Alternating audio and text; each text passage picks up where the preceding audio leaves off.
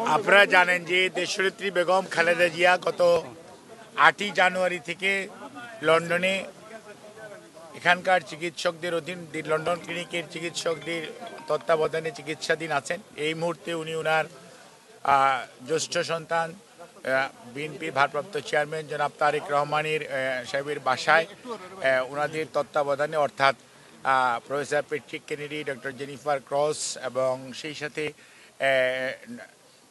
Doctor Barrett ওনাদের তত্ত্বাবধানে চিকিৎসাধীন আছেন এবং ওনার চিকিৎসা ওনার বাসায় থেকেই হচ্ছে এবং বিভিন্ন পরীক্ষা নিরীক্ষা যেগুলো করা দরকার মাঝে মাঝে করা হচ্ছে এবং ওনারা ওনাকে বাসায় গিয়ে দেখে আসছেন। ওনার শারীরিক অবস্থা এই মুহূর্তে স্থিতিশীল এবং আপনারা ওনার সুস্থতার জন্য দোয়া করবেন এবং ওনার পুত্রবধূ ডক্টর জুবাইদা রহমান এবং ডক্টর সৈয়দা শামেলা রহমান সহ ওনার 3 নাতনি আছেন, ব্যারিস্টার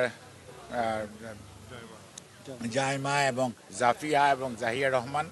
ওনারাও তার যে দাদি অর্থাৎ ওনার টেক কেয়ার করেন এবং তাতে মানসিকভাবে উনি অনেকটাই আগের চেয়ে অনেক বেটার আছেন এবং উনি সার্বক্ষণিকভাবেই চিকিৎসকদের তত্ত্বাবধানে এখানে চিকিৎসা চলছে। আপনারা ওনার সুস্থতার জন্য দোয়া করবেন। ম্যাডাম কবে নাগাদ দেশে যাবে? এখানকার চিকিৎসকরা যেই দিন ওনাকে যাওয়ার জন্য পরামর্শ দিবেন বা ওনাকে মনে করবেন যে বিদেশে থেকে দেশে ফেরত যাওয়ার মতো একটি অবস্থার মধ্যে আছেন, তখন ইনশাল্লাহ উনি দেশ থেকে বাংলাদেশে ফেরত যাবেন। আরেকটি ম্যাডাম, থ্যাংক ইউ।